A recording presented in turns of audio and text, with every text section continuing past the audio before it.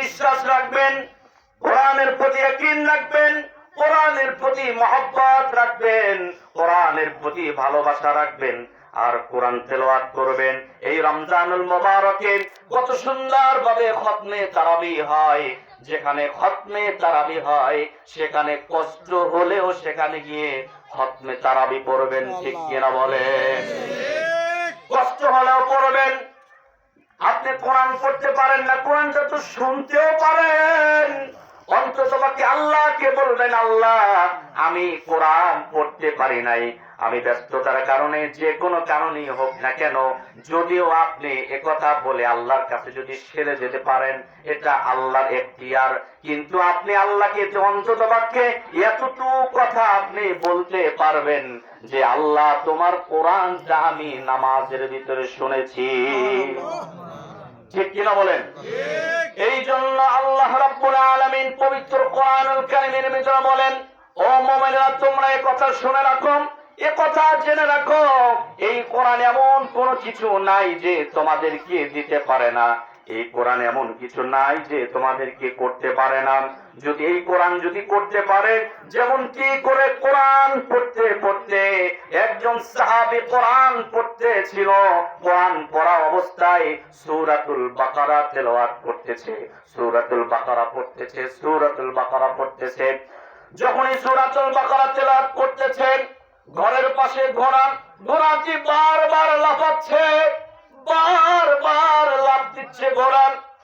তিনি কোরআন তেলাওয়াত বন্ধ করে দিচ্ছেন, আবার যখন কোরআন তেলাওয়াত শুরু করতেছে আবার লাফ দিচ্ছে, আবার লাফ দিচ্ছে, আবার যখন কোরআনটা পড়া তেলাওয়াত করা বন্ধ করে দেয় আবার ঘোড়াটা থেমে যায়। আল্লাহর হাবিব সাল্লাল্লাহু আলাইহি ওয়াসাল্লামের কাছে সকালবেলা গেলেন সাহাবী, বললেন, ইয়া রাসূলুল্লাহ ওয়া ইয়া হাবিবাল্লাহ, ওগো আল্লাহর হাবিব, আমি যখন রাতের বেলায় কোরআন তেলাওয়াত করতে লাগলাম, তখন আমি যখন কোরআন তেলাওয়াত করি সূরাতুল বাকারা, তখন আমি শুনতে পাই, আমি দেখতে পেয়েছি আমার ঘরের পাশে যে ঘোড়াটি বাঁধা ছিল সেই ঘোড়াটি বারবার লাফাচ্ছে। আবার যখন কোরআনটা থেমে দেই, কোরআন থামার সাথে সাথে সেটা আর লাফায় না। ইয়া রাসূলুল্লাহ, আমি বুঝতে পারলাম না। আল্লাহর হাবিব বললেন, ওগো আমার সাহাবী শোনো, তুমি যদি সারা রাত ব্যাপী যদি সূরাতুল বাকারা তেলাওয়াত করতে, এই বাকারা সূরা যদি তুমি তেলাওয়াত করতে সারা রাত ব্যাপী, তাহলে ওই যে দাঁড়িয়ে ছিল তোমার পাশে যে ঘোড়াটি ছিল, এই ঘোড়াটি কোনো সাধারণ ঘোড়া না, এই ঘোড়াটির পাশে একজন ফেরেশতা নয়, একজন ফেরেশতা নয়, দুইজন ফেরেশতা নয়, হাজার হাজার ফেরেশতা তোমার রহমত নিয়ে, আমার রহমত নিয়ে, আমি আল্লাহর তরফ থেকে তোমার জন্য রহমত নিয়ে তারা প্রস্তুত হয়েছিল, তারা দাঁড়িয়েছিল চমৎকার ভাবে। যদি তুমি এই সূরাতুল বাকারা যদি সকালবেলা পর্যন্ত তুমি তেলাওয়াত করতে, সকালবেলা ওটা যে ফেরেশতা, ওটা যে ঘোড়া না, ওটা যে ফেরেশতা, পৃথিবীর মানুষ তখন ফেরেশতা কি জিনিস সেটা সকাল যখন হয়ে যেত, মানুষ দিনে দুপুরে চন্দ্র যেরকম করে, সূর্য যেরকম করে স্পষ্ট ভাবে দেখা যায়, তুমি তেলাওয়াত করলে ওই ঘোড়া নামক ফেরেশতা কিয়ামত পর্যন্ত তুমি যদি তেলাওয়াত করতে, আর ওই রাত ভর যদি তেলাওয়াত করতে, দিন পর্যন্ত যদি তুমি তেলাওয়াত করতে, ফজরের সময় যখন মানুষ আসতো নামাজ পড়তে এসে দিনে ফেরেশতাদেরকে মানুষ দেখে ফেলতো। এই হচ্ছে কোরআন, এই হচ্ছে কোরআন। আপনি কোরআন যখন তেলাওয়াত করা হয় তখন সেখানে রহমত বরকত নাজিল হতে থাকে, ঠিক কিনা বলেন? আর কোরআন তেলাওয়াত নাই ঘরের ভিতরে, কোরআন তেলাওয়াত করবেন। রমজানুল মুবারক আল্লাহ আমাদেরকে দিয়েছেন, সামনে মাহে রমজান, ঠিক কিনা বলেন? রমজানুল মুবারক প্রত্যেকের মেয়েকে, ছেলেকে, বাবাকে, ভাইকে আপনারা প্রত্যেকে বলে দিবেন যে এক খতম কোরআন তেলাওয়াত করতে, ঠিক কিনা বলেন?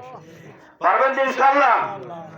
কোরআনুল কারীমের ভিতরে আমি সংক্ষেপে আরেকটা আমলের কথা বলে দিয়ে যাই, যেমনটি হচ্ছে এমন একটা সূরা, যদি আপনি কিছুই যদি না পারেন, কোরআন পড়তেও যদি আপনি না পারেন, তাহলে আপনাদের প্রশ্ন থাকতে পারে, হুজুর আপনি তো কোরআন পড়ার কথা বললেন, কিন্তু আমরা তো এমন একটা সিচুয়েশনে পড়েছি, আমরা কোরআন পড়তে এখন আর সময় নাই, কোরআন পড়তেও পারতেছি না। যদি এরকম হয়ে থাকে বা কোন সমস্যার কারণে কঠিন সমস্যা যদি আপনাদের হয়ে যায়, তাহলে আপনি কি করতে পারেন, কি আমল করতে পারেন, কি কাজ আপনি করতে পারেন?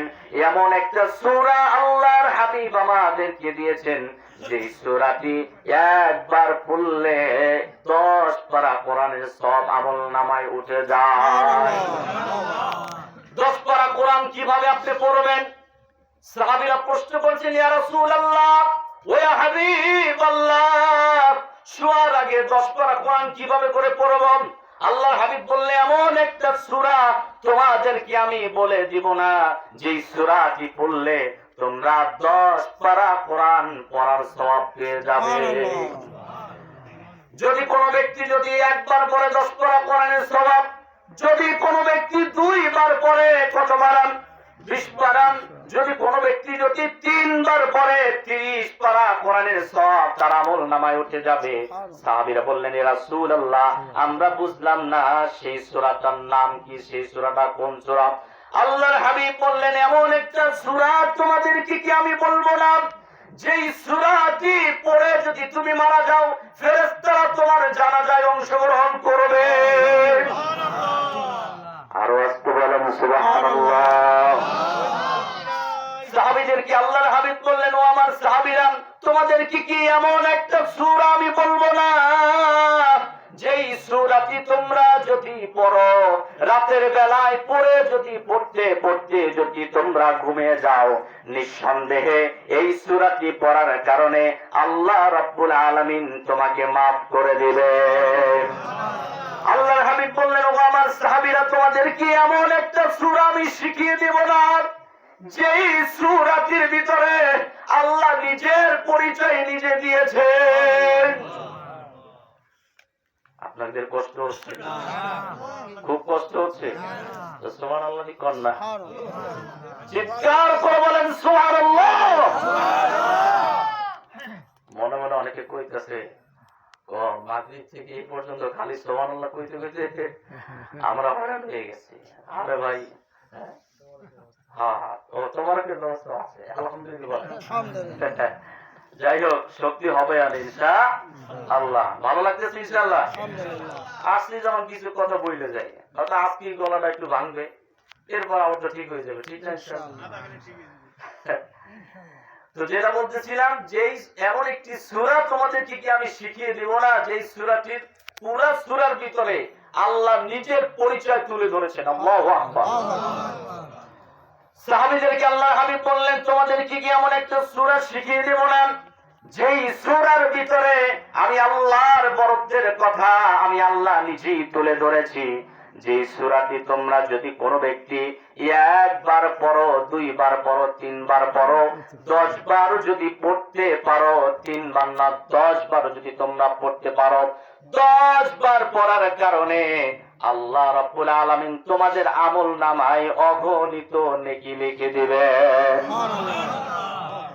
এমন একটা সূরা তোমাদেরকে আমি শিক্ষা দেব না, এমন একটি সূরা কি তোমরা পড়বে না, আমল করবে না। এজন্য আল্লাহর হাবিব সাল্লাল্লাহু আলাইহি ওয়াসাল্লাম তিনি তার কাছে ইমাম চাইলেন।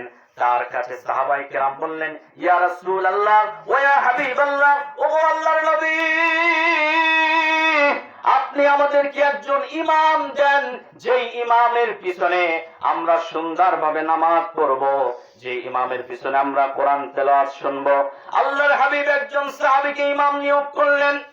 ইমাম নিয়োগ করার সাথে সাথে ইমাম সাহেব ইমামতির দায়িত্ব পেলেন। তিনি ইমামতি করতেছেন, সাহাবীরা পিছনে নামাজ পড়তেছেন, ও যিনি ইমামতি করতেছেন তিনিও একজন সাহাবী।